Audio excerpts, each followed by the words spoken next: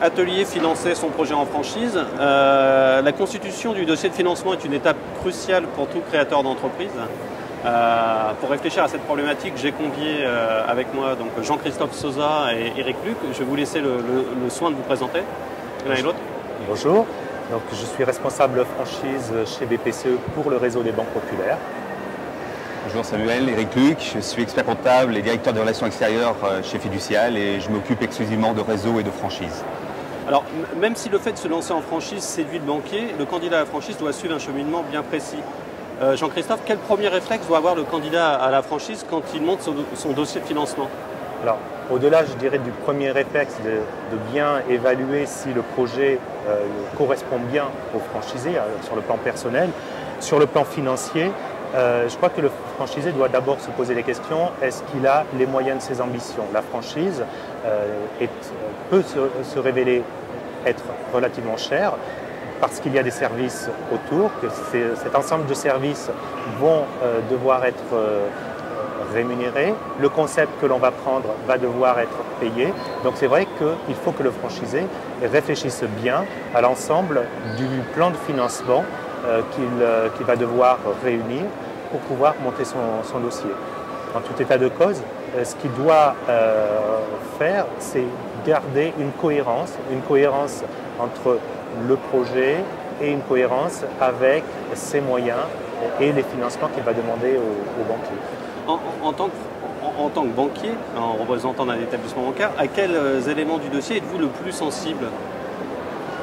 Alors, on est évidemment sensible à l'implication du franchisé, donc à ce qui va se révéler au travers de son apport. Donc ça, c'est effectivement un premier point. Et le deuxième élément qui est pour nous crucial, c'est est-ce qu'il a bien évalué l'ensemble des besoins, c'est-à-dire aussi bien les besoins d'investissement que les besoins de la gestion courante. Eric Luc, quels sont les autres éléments à prendre en compte et le candidat à la franchise doit-il nécessairement se faire épauler par un professionnel pour constituer ce dossier? Bon, il y a deux questions. La première question, les éléments à prendre en compte, les autres éléments à prendre en compte par rapport à ce que vient de dire Jean-Christophe. Pour moi, le prévisionnel est une synthèse entre des éléments nationaux et des éléments locaux. Je m'explique. C'est-à-dire qu'on est dans le cadre d'une franchise et le franchiseur va déjà définir un modèle économique, un business plan type, on va dire au niveau national. Et le franchisé, localement, devra adapter ce business plan, ce prévisionnel, aux données locales. C'est-à-dire quel loyer on va avoir sur cette ville, cet emplacement, quel niveau de rémunération, est-ce qu'on est sur Paris ou on est au niveau rural, quel prix moyen, le prix de la concurrence pour pouvoir faire son propre prévisionnel. Donc il faut que le franchisé s'approprie le prévisionnel donné par le franchiseur. La deuxième question... Oui, alors est-ce que le candidat doit se faire épauler? Je veux répondre pour la profession d'expert comptable. Je dis oui, surtout quand on voit le parcours type d'un franchisé qui est une deuxième vie professionnelle souvent au cadre et il n'aura pas la culture, on va dire, de finance et de présentation. Donc il est préférable pour que le banquier ait confiance que l'expert comptable puisse accompagner le franchisé lors de la présentation de son dossier. Et là, je confirme. En tant que banquier, c'est vrai qu'on apprécie que le franchisé ait fait la démarche de travailler son projet avec son expert comptable pour effectivement intégrer toutes ces particularités qui vont faire aussi l'identité du projet. Pour autant, Jean-Christophe Sosa, ce candidat doit-il d'abord s'adresser à son conseiller personnel? Doit-il faire jouer la concurrence? C'est quoi la bonne méthode, s'il y en a une? Alors c'est vrai que dans l'enquête annuelle que l'on a menée avec la Fédération française de la franchise, il ressortait que 36% des franchisés, lorsqu'on leur demandait pourquoi ils avaient choisi la banque vers qui ils sont allés, ils nous disaient je suis allé vers la banque chez qui j'avais déjà une relation. Et c'est le premier item lorsqu'on leur pose cette question. Donc la relation que le franchisé peut avoir à titre personnel avec un établissement bancaire est toujours très forte. Et ça, il ne faut pas l'ignorer. Maintenant, c'est souvent pas le même conseiller qui va étudier son projet personnel et son projet professionnel. Par contre, il peut bien évidemment aller voir son conseiller personnel qui va l'orienter vers la bonne personne au sein de l'agence. Et le fait de faire jouer la concurrence entre réseaux, Ça, c'est tout à fait normal. Je pense qu'il faut aussi retenir une chose, c'est que le choix ne va pas porter uniquement sur un taux, il va porter aussi sur une relation. Donc, faire jouer la concurrence, c'est aussi rencontrer d'autres personnes, d'autres conseillers et essayer de trouver celui avec qui on peut avoir le meilleur feeling.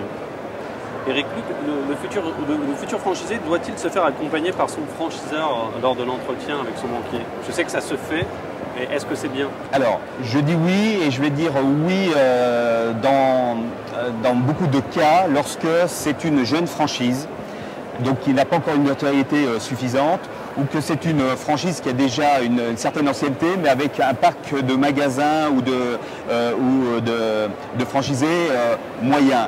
Et c'est important que le franchisé vienne accompagner, je dirais, de son expert comptable et de son franchiseur pour pouvoir expliquer le modèle économique, défendre la marque, défendre le savoir-faire et donner toutes les chances de réussite à ce projet. Donc je préconise pour les jeunes franchises ou les franchises avec une amplitude un peu moins importante de faire représenter. Mais rien, on est autour de très grandes enseignes, les grandes enseignes d'accompagner leurs futurs franchisés pour venir au rendez-vous.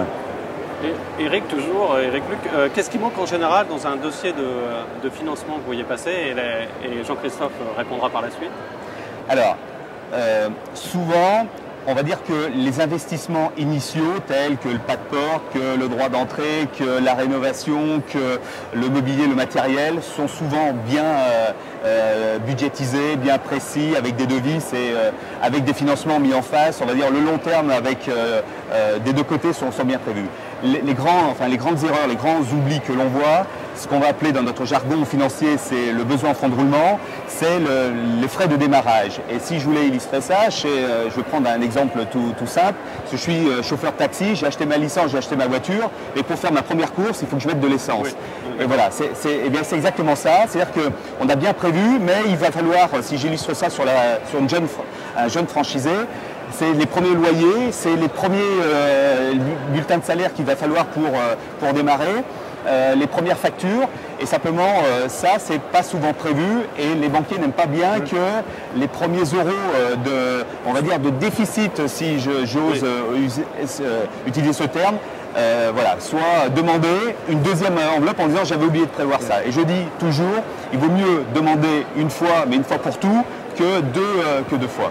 Tout à fait. Christophe, une précision? Oui, le prévisionnel de trésorerie aujourd'hui est vraiment indispensable. La montée en puissance, on ne la maîtrise pas. Donc effectivement, il faut commencer par l'évaluer et essayer de mettre, et donc de demander à son banquier l'enveloppe de court terme qui sera nécessaire pour faire face à ces premiers décalages. Donc effectivement, c'est le point central aujourd'hui. Autre question, Jean-Christophe, est-ce un plus si, selon vous, l'un et l'autre, si la tête de réseau dispose d'un accord cadre avec un ou plusieurs banques? Moi, je dirais que dans un premier temps, ça fait partie de l'ensemble des services que le franchiseur apporte à ses franchisés. Pour un franchisé, ça démontre que son franchiseur s'est posé des questions. Comment est-ce qu'il peut accélérer? Comment est-ce qu'il peut faciliter pas forcément l'octroi de crédit, mais en tout état de cause, la mise en relation. Pour ce qui est des banques populaires, c'est vrai qu'avec la procédure express, l'idée c'est vraiment de mettre en relation de façon rapide, sous 48 heures, un franchisé avec le bon interlocuteur en banque. Donc oui, je pense que c'est un bon... Moi je confirme, c'est indispensable qu'une franchise aille se vendre auprès des établissements bancaires pour pouvoir présenter leur concept et de montrer que ce concept est rentable pour que localement les établissements financiers puissent avoir un référent et connaissent parfaitement ce réseau. Mot de conclusion, l'un et l'autre, Jean-Christophe Souza va commencer par vous. C'est quoi pour vous un bon dossier de financement? Même question pour Éric Luc. Je pense qu'il doit d'abord être clair, c'est-à-dire qu'à première lecture, on comprend réellement quels sont les besoins. Il doit être honnête, c'est-à-dire partir sur des éléments qui ne sont pas hypothétiques, mais qui relèvent du concret, de ce que l'on a pu observer dans les autres points de vente similaires.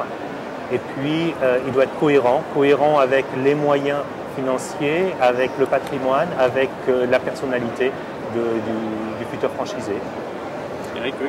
Moi, il doit être, je vais reprendre, il doit être objectif et réaliste. Voilà, c'est vraiment l'objectivité et le réalisme parce que c'est vraiment le premier élément pour une franchise, c'est sa feuille de route. Et si dès les premiers 6 mois, on s'aperçoit qu'on est complètement à côté, c'est une perte de crédibilité vis-à-vis et de la franchise et du franchisé et de ses conseils. Donc pour moi, c'est vraiment l'adéquation entre le réalisme et l'objectivité. Messieurs, je vous remercie. Je vous remercie d'avoir participé à cet entretien. Et je vous dis à très bientôt. Merci. Au revoir.